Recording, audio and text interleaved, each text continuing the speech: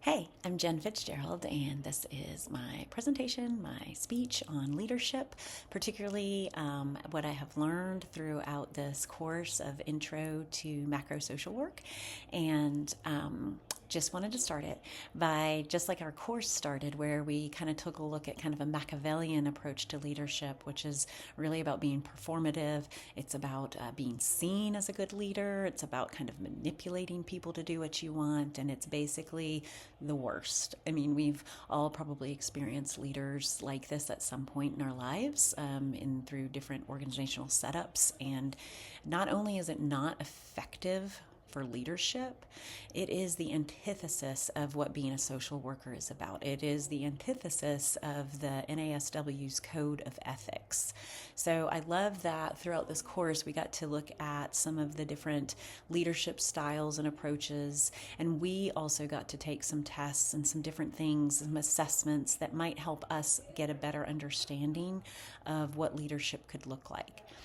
Personally, I also just very much was drawing off of Peter Drucker's article about your leadership is unique, because that resonated for me and my experiences over time of having a lot of different leaders, or a lot of people that led, but they led in different ways. So what I mean by that is, I just, as he points out, you don't have to be an introvert or an extrovert. It's not about necessarily just having some certain strengths, but it's more about kind of how you're using those strengths. And I do think that this is particularly true, especially in the realm of social work, because we are going to be dealing with a lot of different populations. We're going to be dealing with a lot of different people, and being able to recognize our own strengths and how to use them appropriately is going to be significant if we want to make any kind of difference or drive any kind of change. So in that article, Drucker mentions several things that he did notice. And one of them is that, for him, in his experience, most of the leaders are not asking, what do I want to do, but, what needs to be done? And even just that very simple reframing, I think, is so significant. It is essential to being, I think, an effective leader in social work in particular. This is not about you. It is about what needs to be done. How do you put yourself in the role of doing?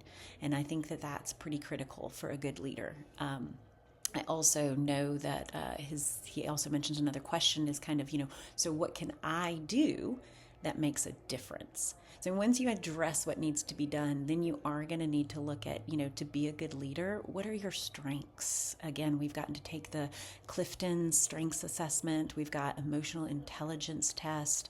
It's not going to be a good fit to try to go draw heavily on a bunch of skill sets that aren't ours. So in order to be a better leader, we need to draw on the ones that are ours, and then we kind of start filling in those gaps. And that's one of the other things that he points out is necessary is diversity. A good leader recognizes the need for that. A good leader is not looking for carbon copies of themselves.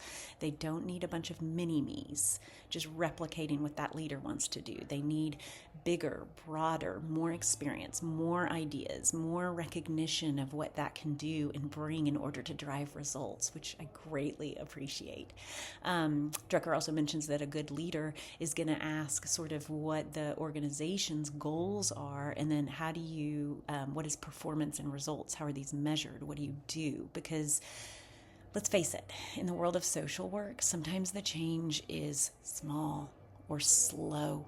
But we've got to be able to have some tangibles as a good leader so that we can actually continue to remind everyone why we're doing what we're doing, and that we are getting wins, that we are relevant, we are moving things in the right direction, no matter how slow it might seem, no matter how small.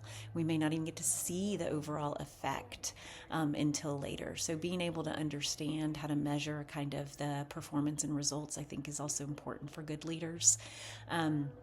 Also, not being intimidated, offended, afraid of the strengths and the other people, other associates, other team members. That's huge. We should be cheering for everybody. There is plenty of spotlight to go around. It is not for one person. We should all be thriving. And I definitely think that's huge for leadership and in the realm of social work, again, in particular. And then also, he just mentions that, really good leaders, they're not preachers, but they are doers.